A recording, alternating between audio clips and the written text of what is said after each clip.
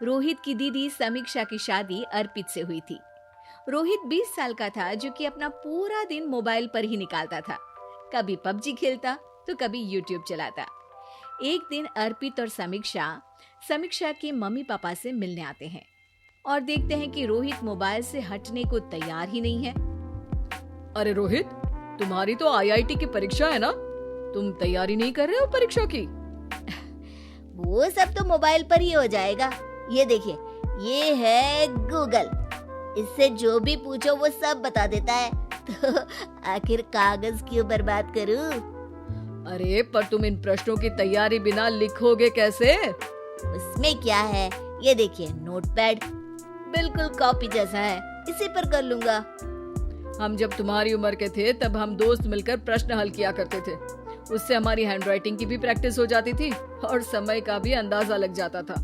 और फिर साथ में हम एक दूसरे की मदद भी कर देते थे अगर कोई अटक जाए तो। आपका जमाना अलग था जीजा जी, अभी जमाना फास्ट और स्मार्ट हो गया है। जमाना क्या, अब तो फोन भी स्मार्ट हो गया है। समय के साथ बदलना पड़ता है जीजा जी। अब बस भी कीजिए, आप हर चीज को लेक्चर में बदल देते हैं। रोहित अच्छा कर लेता है परीक्षा में।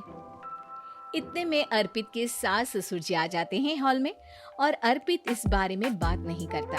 हालांकि अर्पित को लगता तो है कि पूरी तरह मोबाइल पर लगे रहना सही नहीं है, पर वो इस बात को और नहीं छेड़ता। ऐसे ही 2 दिन निकल जाते हैं। समीक्षा, मुझे काम से फोन आया था, मुझे वापस काम पर लौटना पड़ेगा। पर हमें आए हुए तो 2 ही दिन हुए हैं, अभी चले गए तो माँ और पापा को अच्छा नहीं लगेगा ना। अच्छा ठीक है, तुम रुक जाओ, मैं काम खत्म करके फिर लौट आऊंगा। एक काम कीजिए ना, परसों रोहित भी परीक्षा के लिए निकलेगा, आप उसी के साथ निकल जाना। दोनों वैसे भी बात नहीं करते, साथ में जाएंगे तो हो सकता है आप लोग आपस में बातचीत भी करने लग जाओ। ठीक है, मैं काम को 2 दिन टाल सकता हूँ। उसी रात जब सब खाना खाने बैठे थे तो अर्पित अपने जाने की खबर बाकी लोगों को बताता है। मुझे काम के लिए वापस जाना होगा। अरे बेटा, पर अभी तो तुम आए हो, इतनी जल्दी चले जाओगे? नहीं माँ जी, समीक्षा यहीं रहेगी और मैं जल्दी काम खत्म करके वापस आ जाऊंगा। ठीक है, काम भी जरूरी है। वैसे कब निकलोगे बेटा? 2 दिन में। मैंने सुना है कि उस दिन रोहित को भी परीक्षा के लिए जाना है, तो कल मैं दोनों की टिकट करा लेता हूँ बुक। मेरी टिकट रहने दीजिए जीजा जी, मैं तो फोन से ही करवा लूंगा। हाँ, पर कोई दिक्कत हो गई तो? अरे कोई दिक्कत नहीं होती जीजा जी, फोन सब कर सकता है।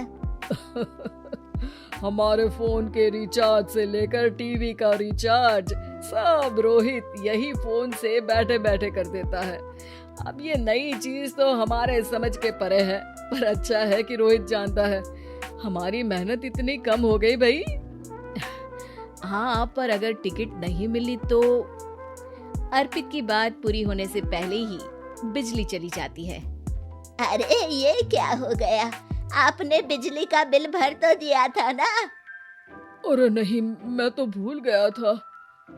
अरे टेंशन मत लो माँ।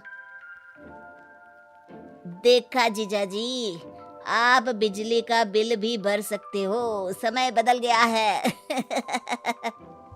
एक बार फिर अर्पित इस बात पर बहस नहीं करता। अगले दिन जाकर अपनी टिकट करवाता है और पैकिंग कर रहा होता है जब शाम को अचानक से रोहित के चिल्लाने की आवाज आती है। नहीं, प्लीज प्लीज हो जा, ऐसा मत कर यार, प्लीज हो जा। अरे क्या हो गया रोहित? दीदी, सर्वर हैंग हो गया, मेरी टिकट नहीं हो पाई दीदी। क्या मतलब टिकट नहीं हो पाई? इतने में वहाँ रोहित के मम्मी और पापा भी आ जाते हैं। अरे क्या हो गया? माँ, मेरा टिकट नहीं हो पाया, सर्वर डाउन हो गया।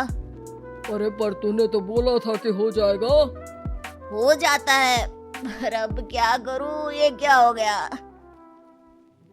अब कल की तो कोई बस भी नहीं है, ना ही अब टिकट मिलेगी ट्रेन की कल के लिए।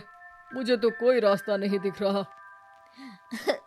अब फिर लगता है मेरा ये साल बर्बाद हो जाएगा। घर पर एकदम से दुख का माहौल छा जाता है और सब रोहित को डांटते हैं, पर इतने में अर्पित वहां आ जाता है। आप सब रोहित को क्यों डांट रहे हैं? आपने ही तो उसे बढ़ावा दिया था ना। लेकिन इसकी लापरवाही के कारण इसकी परीक्षा छूट जाएगी। इसने तो हमसे कहा था कि टिकट हो जाएंगे। हे भगवान, अब क्या होगा? चिंता करने की कोई बात नहीं है। मैंने एक एक्स्ट्रा टिकट करवा ली थी।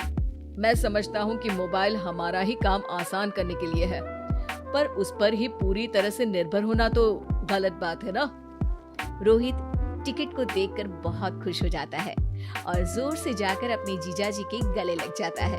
सॉरी जीजाजी, मुझे आपकी बात ध्यान से सुननी चाहिए थी, पर थैंक यू सो मच।